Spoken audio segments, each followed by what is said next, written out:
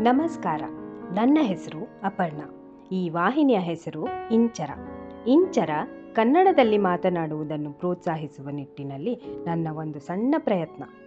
ಇಂಚರ ಹೆಸರು ಯಾಕಿರಬಹುದು ಅಂತ ಯೋಚನೆ ಮಾಡ್ತಿದ್ರೆ, ಮಧುರವಾಗಿ ಪ್ರೀತಿಯಿಂದ ಮಾತನಾಡುವುದು ಎಲ್ಲರ ಮನಸ್ಸು ಗೆಲ್ಲುವತ್ತ ನಾವಿಡುವ ಮೊದಲ ಹೆಜ್ಜೆ.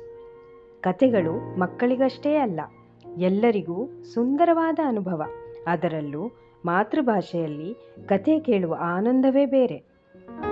2000 ವರ್ಷಗಳಿಗಿಂತಲೂ ಹೆಚ್ಚಿನ ಇತಿಹಾಸವುಳ್ಳ ನಮ್ಮ ಕನ್ನಡವನ್ನು ನಮ್ಮ ಮಕ್ಕಳಿಗೆ ಪರಿಚಯಿಸುವುದು ಹೇಗೆ?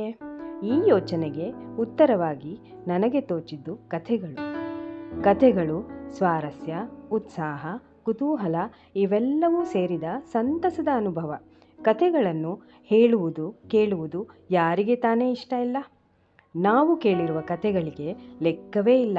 ಅದರಲ್ಲಿ ಮರ, ಗಿಡ, ಊರು, ಹೂವುಗಳು, ಪ್ರಾಣಿಗಳು, ಪಕ್ಷಿಗಳು, ರಾಜರಾಣಿಯರ ಕಥೆಗಳು, ಬೊಂಬೆಗಳ ಕಥೆಗಳು, ಪುರಾಣದ ಕಥೆಗಳು, ಹಾಸ್ಯದ ಕಥೆಗಳು, ಪ್ರೀತಿ ಪ್ರೇಮದ ಕಥೆಗಳು, ಮಾಯಮಂತ್ರದವು, ಇತಿಹಾಸದ ಕಥೆಗಳು, ಅಜ್ಜಿ ತಾತಂದಿರ ಕಥೆಗಳು, ಬುದ್ಧಿ ಚಾತುರ್ಯದ ಕಥೆಗಳು, ಹೀಗೆ ಒಂದು ದೊಡ್ಡ ಪಟ್ಟಿಯೇ ಇದೆ. ಬನ್ನಿ, ಕತೆ ಕೇಳುವುದು, ಹೇಳುವುದರ ಮೂಲಕ ನಮ್ಮ ಕನ್ನಡವನ್ನು ಸಂಭ್ರಮಿಸೋಣ.